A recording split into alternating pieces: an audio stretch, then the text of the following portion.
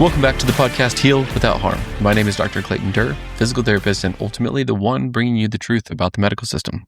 Today's podcast is going to be one of four. We're going to do a 4-part series.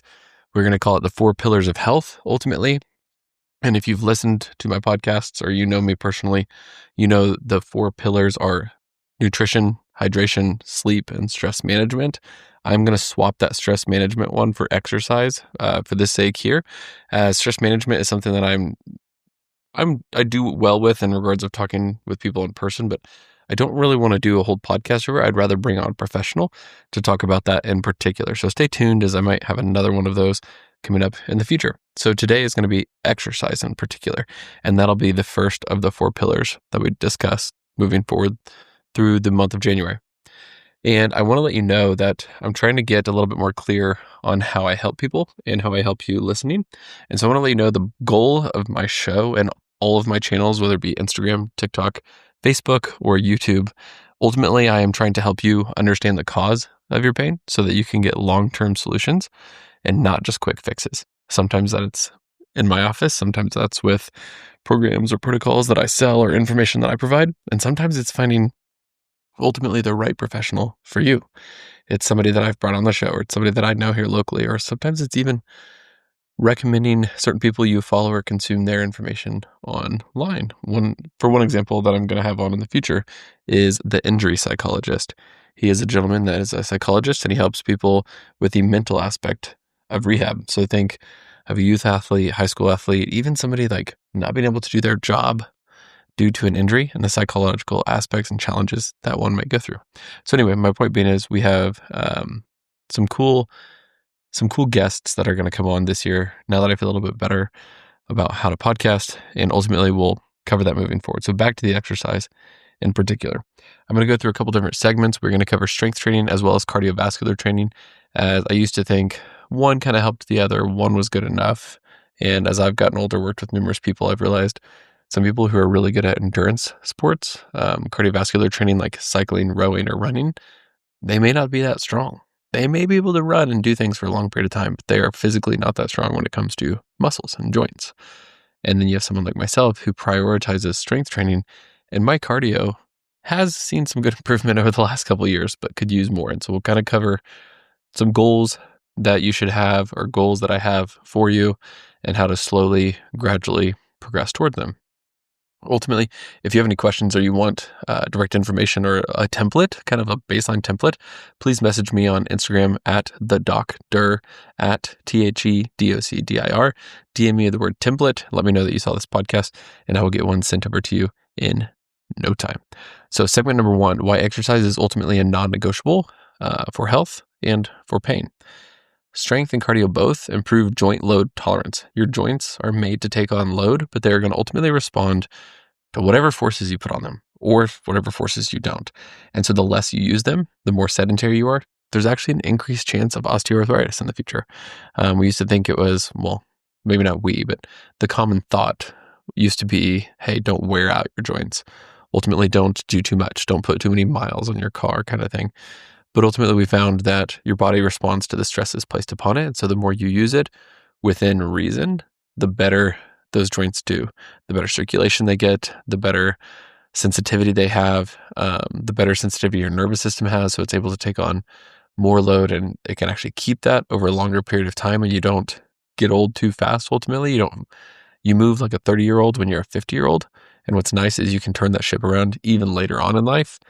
So if you don't start strength training until your 40s, 50s, or 60s, seriously, it'll just go slow. But honestly, you'll get response. You'll get benefit, which is fantastic.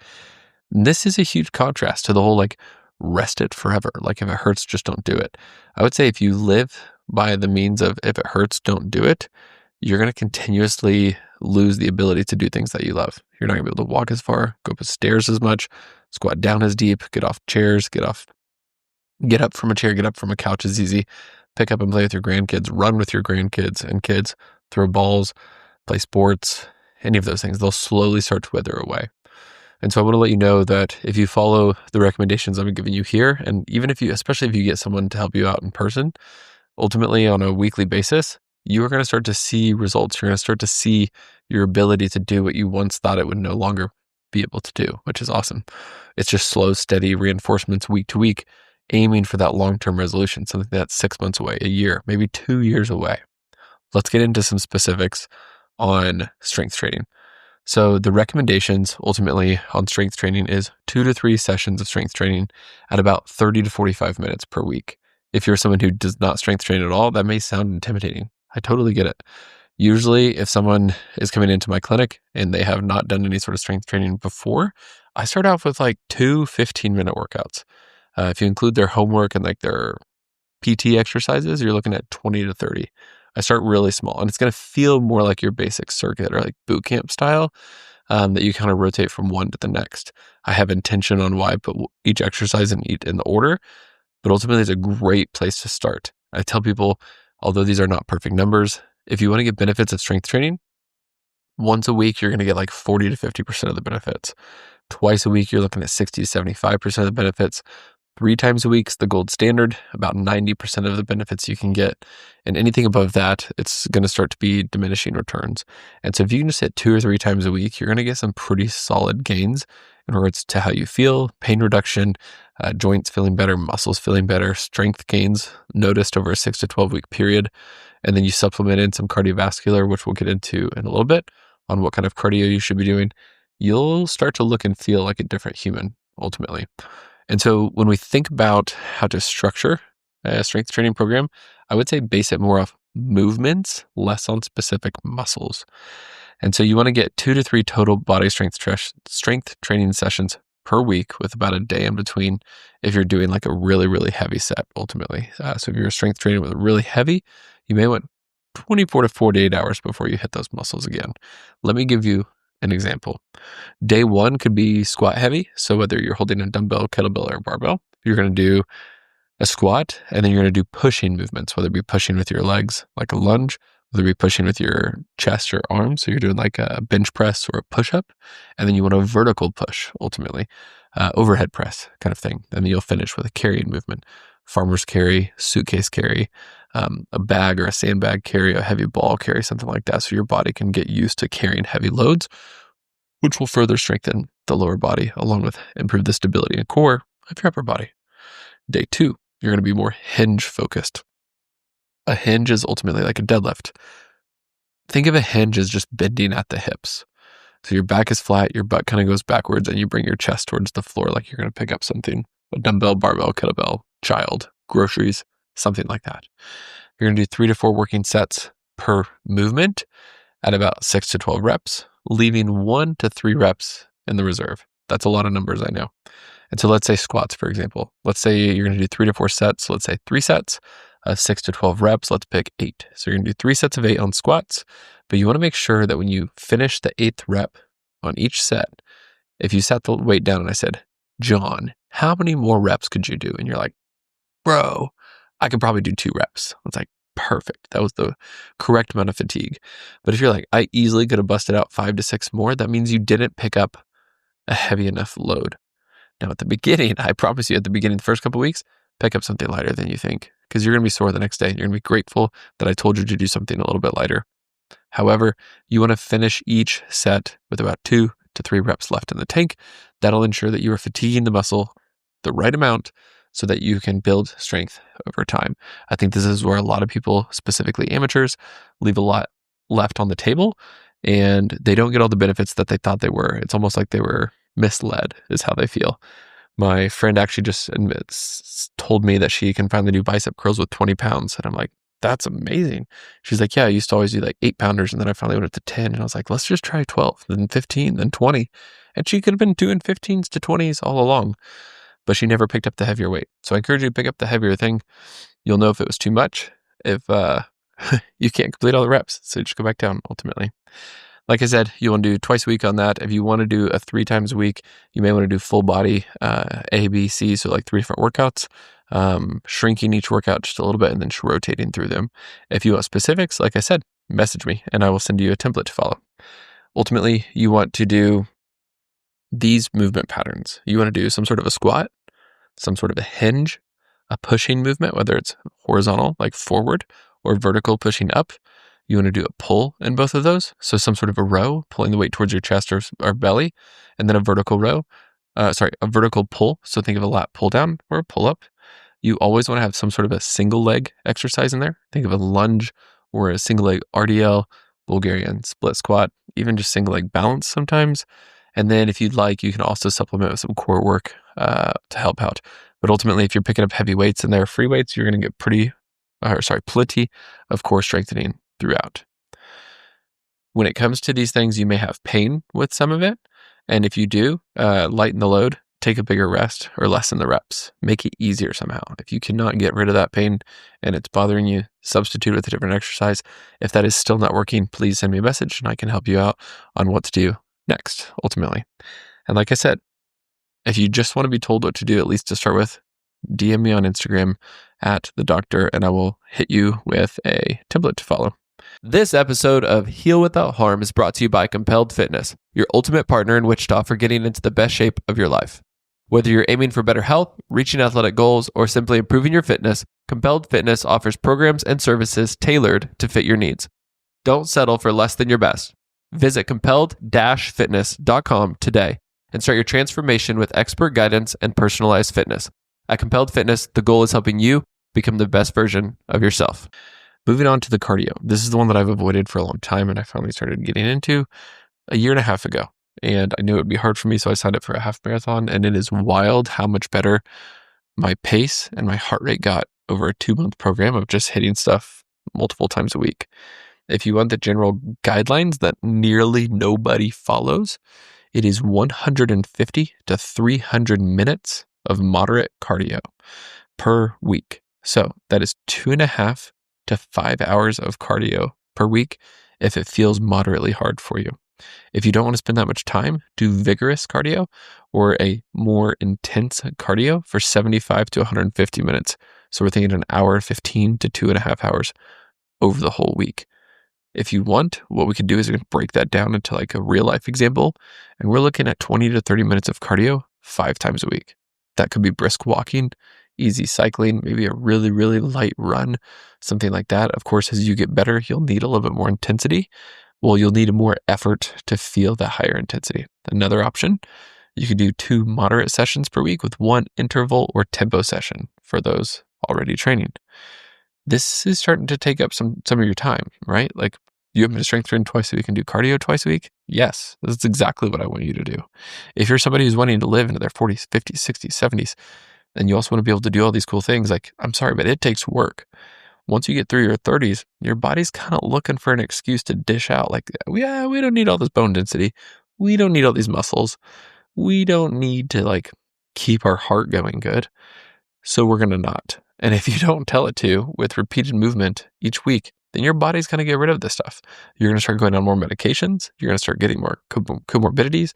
We're talking high cholesterol, high blood pressure, high triglycerides, high blood sugar, diabetes medication, getting overweight, getting more like visceral fat around all your organs. Like, health starts to go down. But if you want to turn that around and not do that, you can start taking strength training seriously, and you can also start taking cardiovascular training seriously. This is something that I'm doing. I've always weight trained. I've always liked to lift weights. It's cool to be able to pick up heavy stuff. But I tell you what, when I look at my VO2 max and it's not what I want it to be, when I look at my resting heart rate and it's not what I want it to be, when I notice that I snore at night because I've got a little extra fat on my body and that makes me snore more, I don't like any of that. So I'm doing something about it. And I need accountability. This is very simple to do. It's not very easy to do. So I have friends who are doing challenges with me. I have a wife who holds me accountable, and I get the stuff done. It's not always easy, but it is simple. Again, if you want something to help with this, I can send you a template. If you want to think of ultimately just basics, little baby steps to take, I would say add daily movement. Making sure that you're hitting 5,000 to 7,000 steps a day.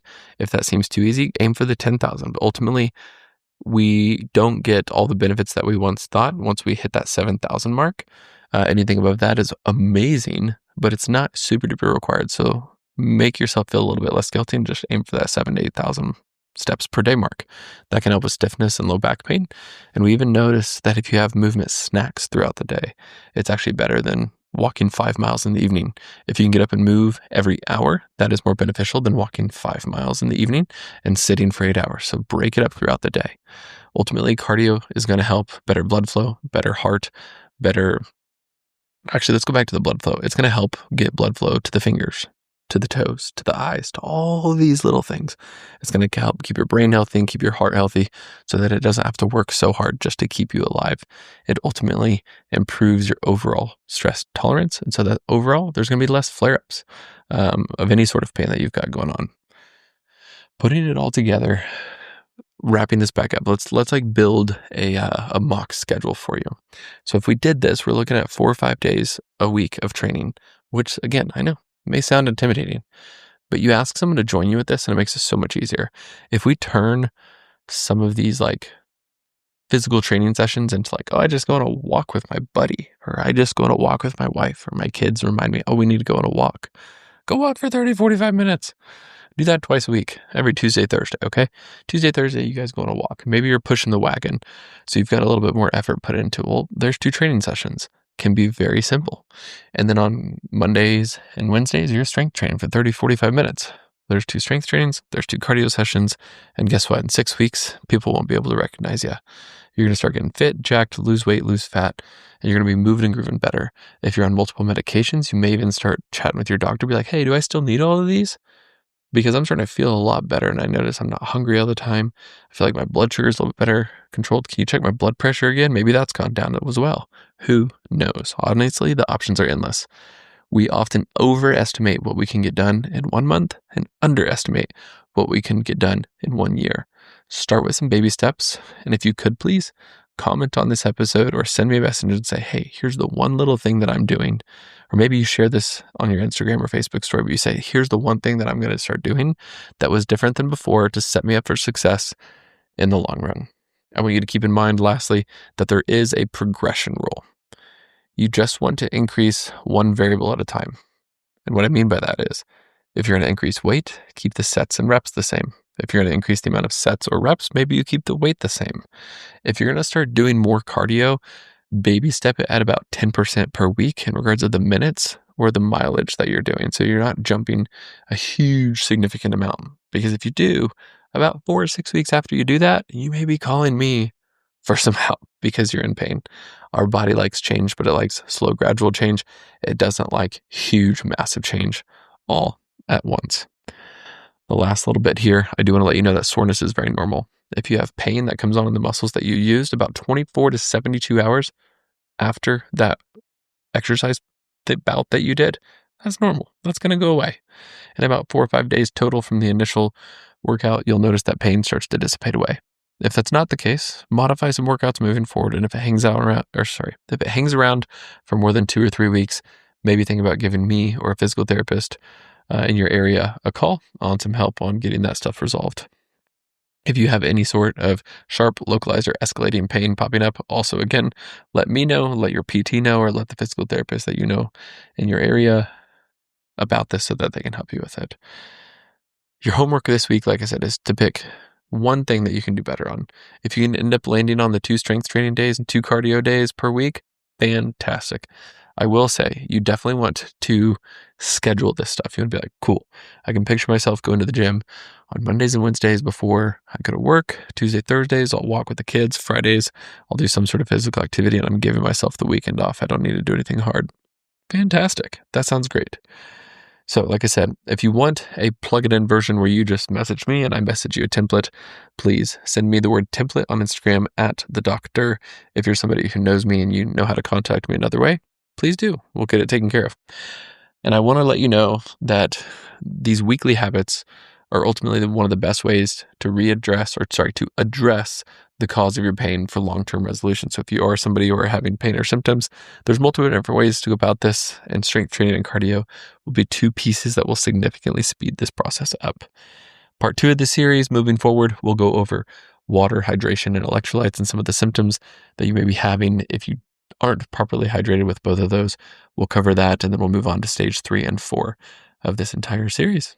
If you know someone who you've been wanting them to get a little bit more physical training in their schedule, you know that they could benefit from strength training or cardiovascular training, but it just seems so gosh darn intimidating, please send this to them.